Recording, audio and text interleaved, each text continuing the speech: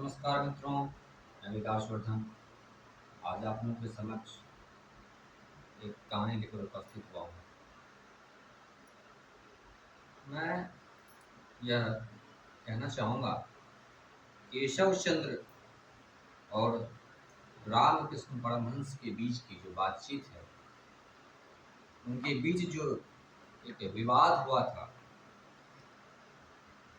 उसका कारण और उसके मर्म के ऊपर प्रकाश डालना चाहूँगा। केशव चंद्र एक बहुत ही तार्किक व्यक्ति थे और हर जो धार्मिक प्रथाएं थी, जो धार्मिक विचार हुआ करते थे, उन सब को वो खंडन किया करते थे। उनसे कोई विजय नहीं होता था, जिसके पास भी जाते थे उसे पराजित कर देते थे।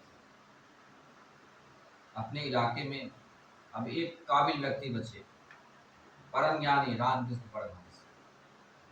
उन्होंने सोचा कि इनकी बड़ी ख्याति है, इन्हें भी पराजित किया जाए, इनके जितने भी विचार हैं इनकी आंखों के सामने इनका खंडन किया जाए। ऐसी मनसा से केशव चंद्र रामकृष्ण परमहंस के पास आए।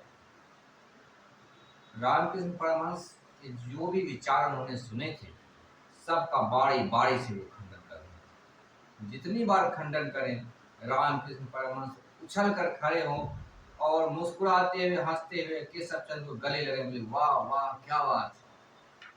फिर रामकृष्ण परमहंस जाकर बैठे, फिर दूसरी बात पे खंडन करें, फिर रामकृष्ण परमहंस उठे एक छोटे बच्चे की तरह और तुरंत केशव चंद्र को गले लगाए, वाह वाह के उनके आंखों से आंसू बहे खुशी के मारे, फिर बैठ जाए। अब यह क्रम देख करके उन्हें समझ में ना आए, जब करीब 10-20 विचार उनके जो थे उसका उन्होंने खंडन किया और रामकृष्ण परमहंस हर बार खुशी से उठे, आह्लादित होकर के केशव चंद्र को गले लगाए और वाह वाह करे। केशव चंद्र से यह बर्दाश्त नहीं हुआ कि आखिर ये बात क्या है। मैं इनकी हर बात का खंडन किए जा रहा हूँ, इनका मत है कि ईश्वर है और मैं कह रहा हूँ ईश्वर नहीं है। ईश्वर है, इसके हर प्रमाण का मैं खंडन किए जा रहा हूँ और इस खंडन से हर बार आह्लादित हो रहे हैं। ऐसा क्या है और ये मेरी किसी भी बात पे क्रोधित क्यों नहीं हो रहे। तब आखिर जब उनसे सहन ना हुआ उनका रामकृष्ण परमहंस का व्यवहार, रामकृष्ण परमहंस की आह्लाद, उनकी खुशी कि अपने वक्तव्यों के खंडन से उन्हें और अधिक खुशी हो रही थी, तब उनसे पूछा कि आप इतने खुश क्यों हो रहे हैं, आपको तो नाराज होना चाहिए। मैंने आपके हर विचार का खंडन कर दिया, आप ईश्वर तत्व की स्थापना के पक्ष में तर्क दिए जा रहे थे जीवन भर, मैंने आपके हर तर्क का खंडन किया। आपने इसका काउंटर करने के बजाय आप मुझे गले लगा रहे हैं और आप खुशी के मारे आपकी आंखों से आंसू छलक रहे हैं, ये बात क्या है। तब रामकृष्ण परमहंस ने कहा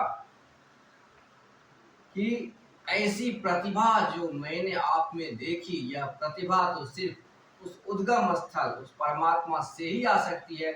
इसके पूर्व तो मुझे परमात्मा पर जो थोड़ा बहुत संदेह था, वह आपके द्वारा खंडित किए गए विचारों से प्रमाणित हो गया कि इतनी अच्छी प्रतिभा तो परमात्मा से ही निकल सकती है, अन्य कहीं से तो इतनी अच्छी प्रतिभा आ ही नहीं सकती।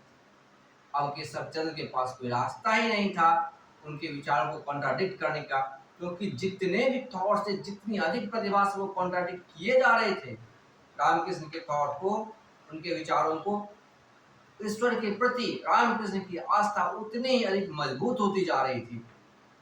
ऐसा देख करके केशव चंद्र झुक गए और उन्होंने क्षमा मांगा और उसी समय से केशव चंद्र भक्त हो गए रामकृष्ण परमहंस के, उनके विचारों, उनकी आस्तिकता के, और जीवन का सत्य उन्हें दिखाई दे गया कि मैं किस दिशा में जा रहा था और इस व्यक्ति ने कितनी सरलता से मुझे सत्य के पथ पे ला के खड़ा कर दिया और हमें कोई चोट भी ना। ऐसा कहते हैं कि उसके बाद से उनके जीवन में भी सत्य का प्रकाश आया और वो विवाद करने के जो झंझट में पड़े थे, जो हर जगह विवाद करते रहते थे अपने ज्ञान के कारण, अपने ज्ञान के अहंकार के कारण, उस अहंकार से केशव चंद्र मुक्त हो गए। आशा करता हूँ मित्रों कहानी आपको पसंद आई होगी। कहानी पसंद आए तो कहानी को लाइक कीजिए, चैनल को सब्सक्राइब कीजिए।